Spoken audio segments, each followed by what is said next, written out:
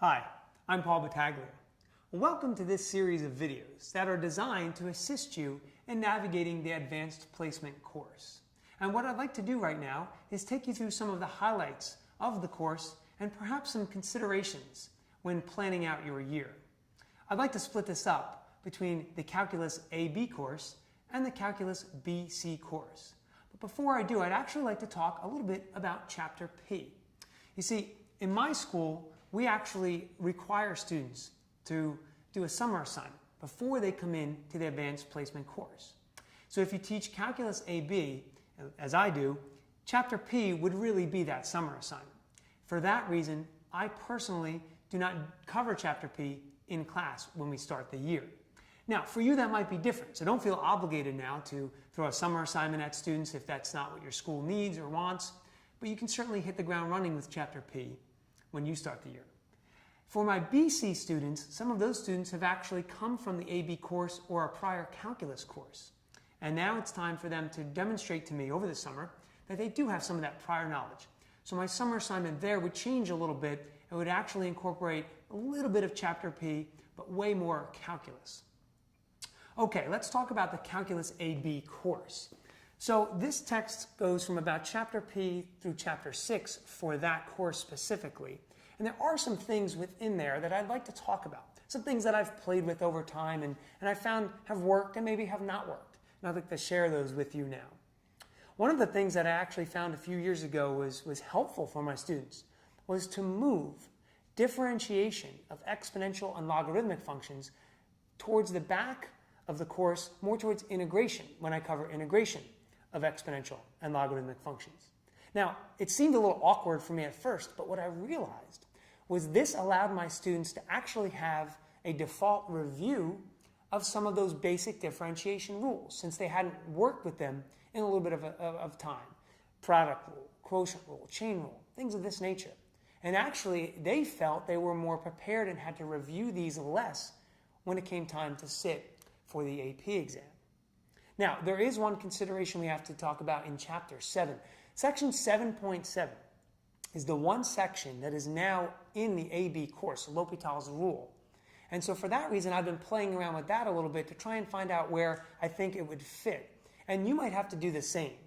Now, what I've seen and what I think is going to work is I like putting this right after differentiation because we've been talking about differentiation. L'Hopital's rule involves differentiation.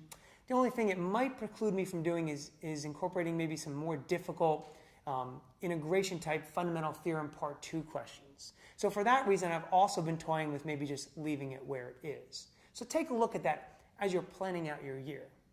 Now, the big consideration I always like to make is, am I leaving my students enough time at the end of Chapter 6, at the end of all the material, to provide for a solid, thorough review? But more importantly, what I found is that that review should be dictated by the students. They should be driving it.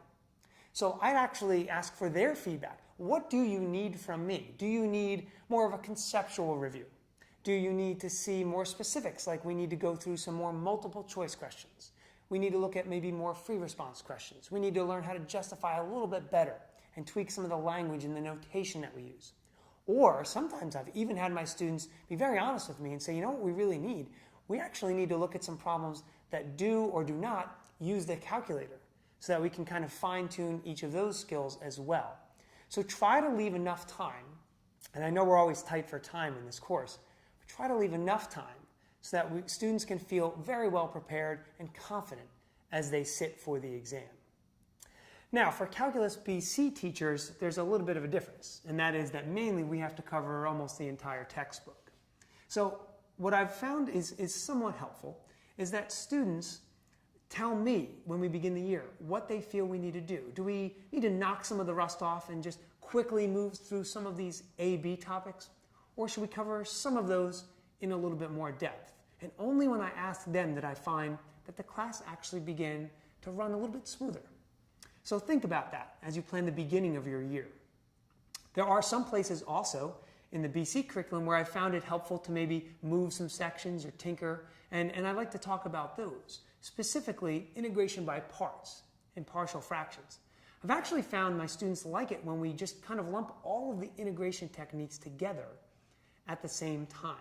And so that's something that I've done recently, and it's actually proved very effective. Now, as you navigate through the year, understand that there is one chapter, Chapter 8, a series chapter, that can be very cumbersome. It's very arduous for students, and it's definitely the longest chapter for me to cover. But that being said, it's long for a reason. It's because I'm building in days where students are asking me questions, and that's all they're doing. So we're not covering new material, we're clearing up material after 3 or 4 sections.